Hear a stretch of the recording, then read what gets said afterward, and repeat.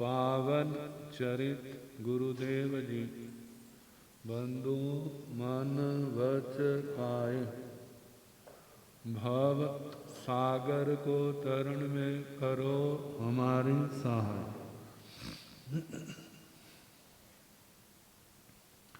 जिन शासन जिन वाणी सदा जयवंत हो, श्रवण संग सदा अविचल मंगल हो। मुक्ति को प्राप्त श्रवण भगवान महावीर स्वामी, उनकी परम पावन कल्याणी भागवती वाणी। वाचक प्रमुख श्री इंद्र भूति गौतम आदि गणधर भगवंत, योग प्रधानाचार्य परम पूज्य श्री सुधर्मा स्वामी जी महाराज, उनकी परम पावन पाठ परंपरा, वर्तमान आचार्य ध्यान योगी परम पूज्य श्री शिव मुनि जी महाराज एवं गुरुजन सबके पावन चरण सरोजों में मेरा अनंत अनंत बार वंदना नमस्कार। उपस्थित धर्म प्रेमी सज्जनों, माताओं तथा कई दिनों से क्षमा का वर्णन चल रहा, सोचेंगे कब खत्म होगा, लेकिन इसका क्षेत्र इतना विस्तार है जिसके अंत का हमें भी पता नहीं। पुराने जमाने में चूल्हे होते थे ना, आग बुझ जाती थी, तो आग लगाने के लिए क्या करते थे, लकड़ियां डालते।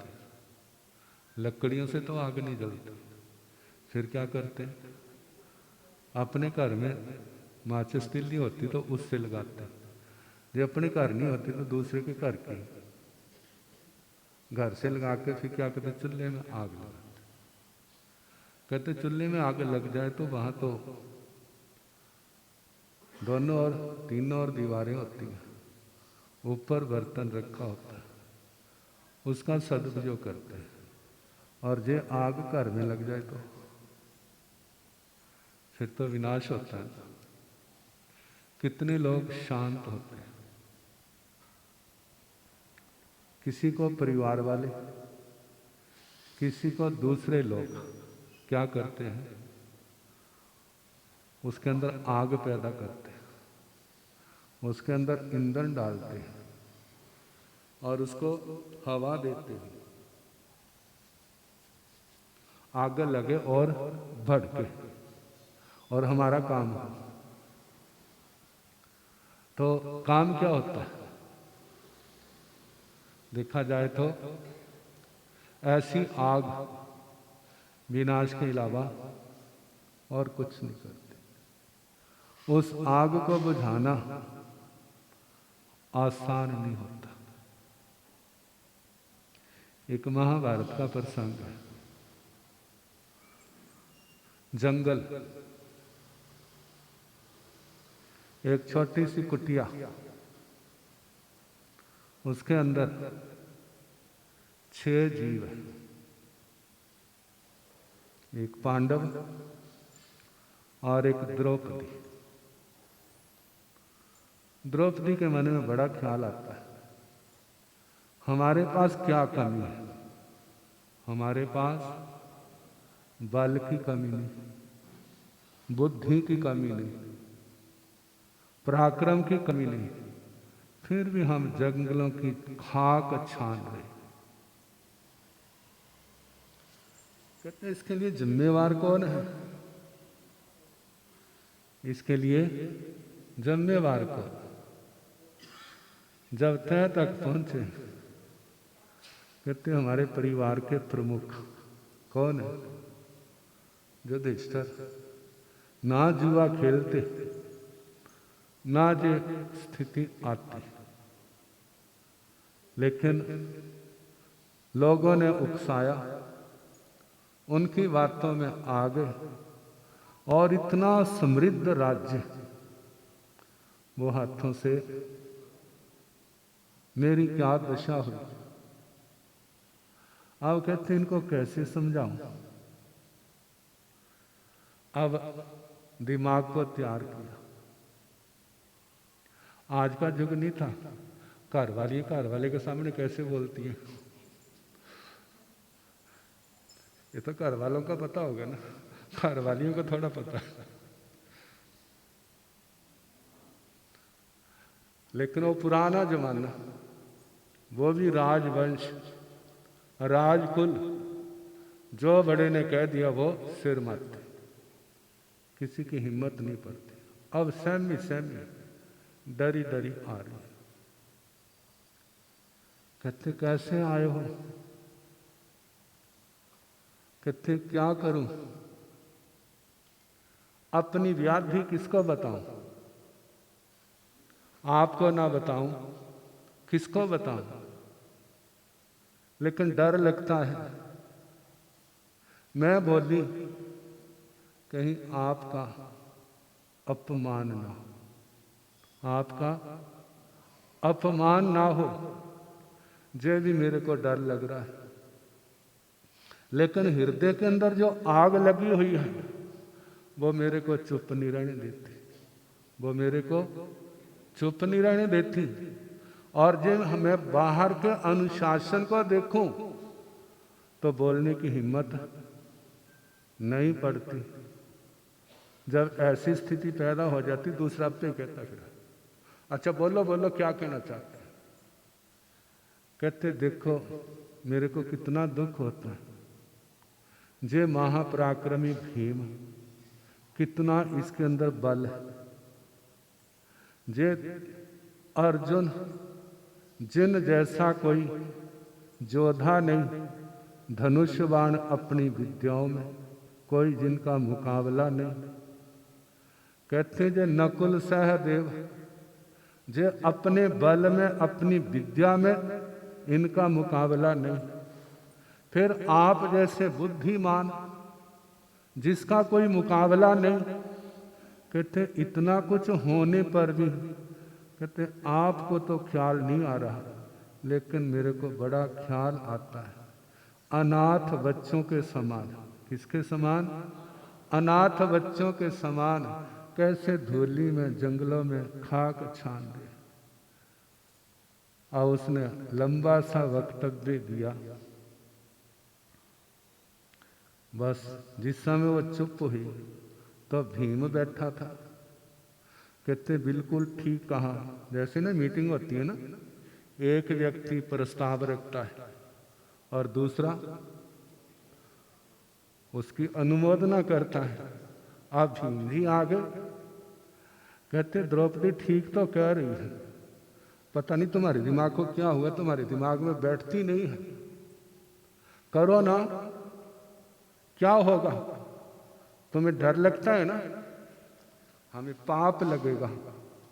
कहते एक बैल को हम बड़ा सा टोकरा हरे चारे का डाल देंगे, क्या करेगा, तुम्हारा पाप उतर जाएगा, तुम चिंता ना करो, हुक्म दो, आज हम कहते ना ईंट से ईंट बजा देंगे उनकी। अब उसने खूब उकसाया, लेकिन युधिष्ठिर को धर्म पुत्र कहते। देखा जाए धर्म का वास भी था, बड़े गंभीर थे, समझदार भी थे, लेकिन जानते हैं 99 गुण हैं, एक दोष है। कई बार 99 गुणों के ऊपर एक दोष क्या हो जाता है, भारी पड़ जाता है। कहते इतिहास में एक प्रसंग आता है, राजा कुमारपाल किसी भाई के साथ बैठा था, चर्चा चल रही थी।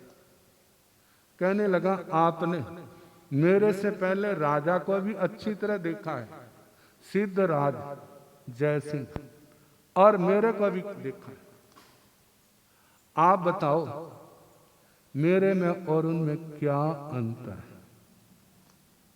कहते महाराज उनमें 98 गुण थे उनमें 98 गुण थे और आपके अंदर 2 गुण हैं।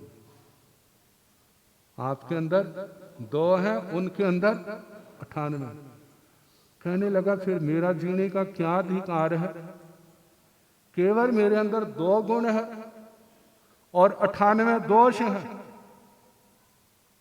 तो मरने की तैयारी करूं? कहते महाराज मेरी बात तो सुन लो। एकदम आवेश में आ गए। कहते उसके 2 दोष और आपके 2 गुण, उसके 2 दोष आपके 98 दोषों के आगे बहुत बड़े, और आपके जो 2 गुण हैं वो उन 98 गुणों से भी क्या है? बड़े हैं। कहते आप बताओ क्या है? कहते आपके बताओ या उनके बताओ? कोई बता दे। कहते उसके 2 दोष, युद्ध में कायरता, युद्ध में कायरता और सदाचारहीन। किसी को भी देखा और मन चलायमान हो गया। इन 2 दोषों ने उनके 98 दोष गुणों के ऊपर क्या कर दिया है? पर्दा डाल दिया। और आपके अंदर 2 गुण इससे विपरीत, पर नारी सहोदर, दूसरी स्त्री के क्या है? आप भाई का रूप। और युद्ध के अंदर प्राण चले जाएं लेकिन पिट्ठ नहीं दिखानी, मरना मन। कहते इन 2 गुणों ने, इनके आगे उसके 98 गुण क्या हो जाते हैं? फिक्के। और उसके 2 दोष क्या करते हैं? 98 गुणों के ऊपर पानी फेर देते। तो बड़े युधिष्ठिर जी धैर्यवान थे। उन्होंने एक बात कही, सहसा विदधीत न क्रिया अविवेक परमापदाम पदम वृणते ही विमृश्यकारिण गुण लुब्धा स्वयमेव संपद। आवेश में आ करके कोई भी काम अचानक ना करो,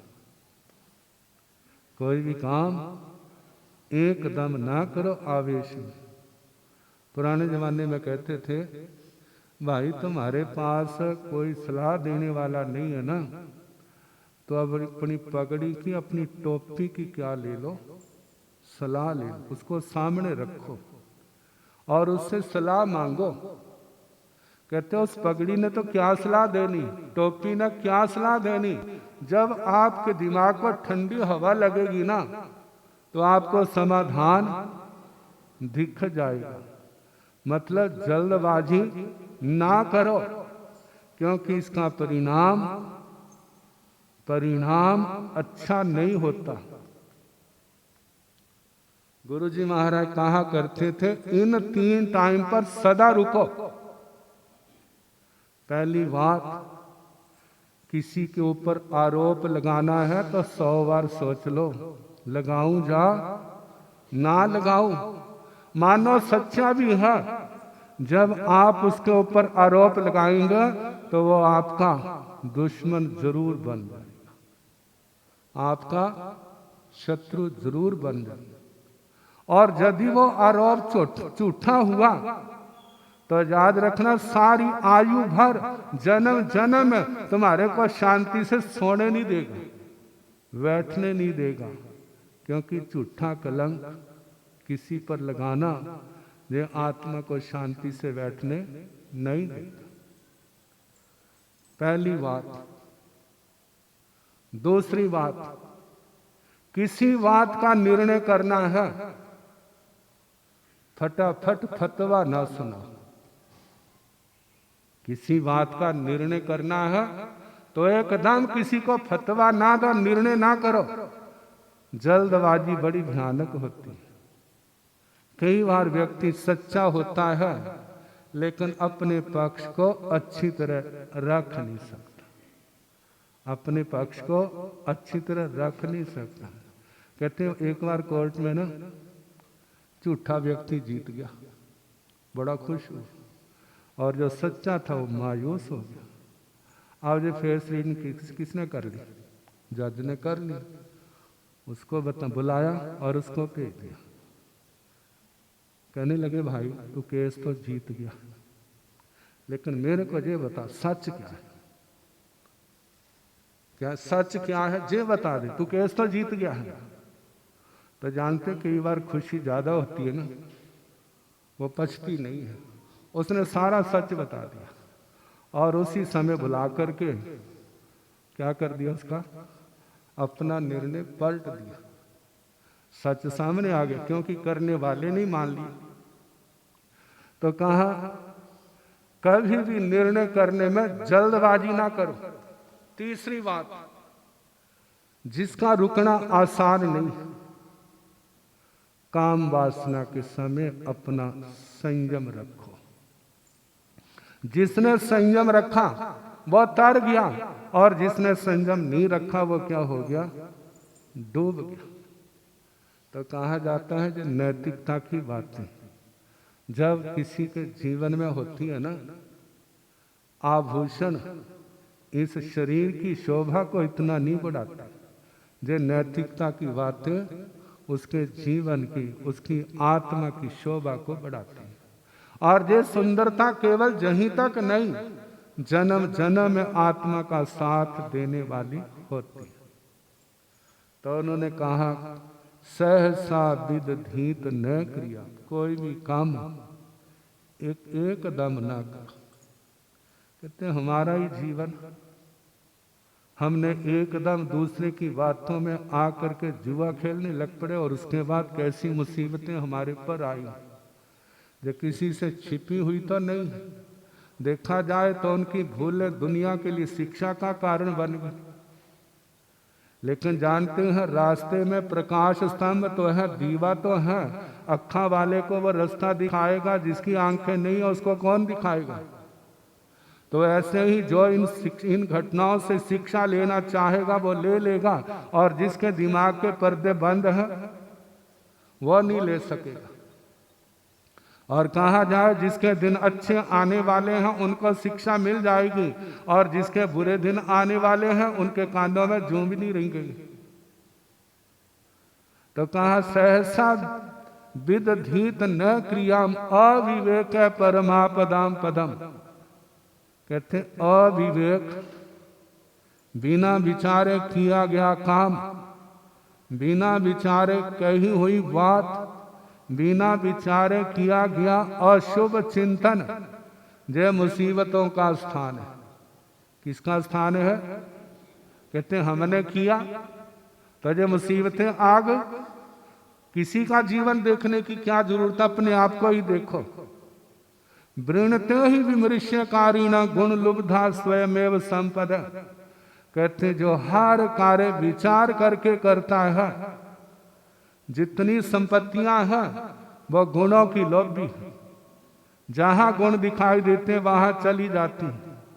तो इसी प्रकार जो सोच विचार करके काम करता है, गुण रूपी लक्ष्मी शोभा जो उसके द्वार पर आती।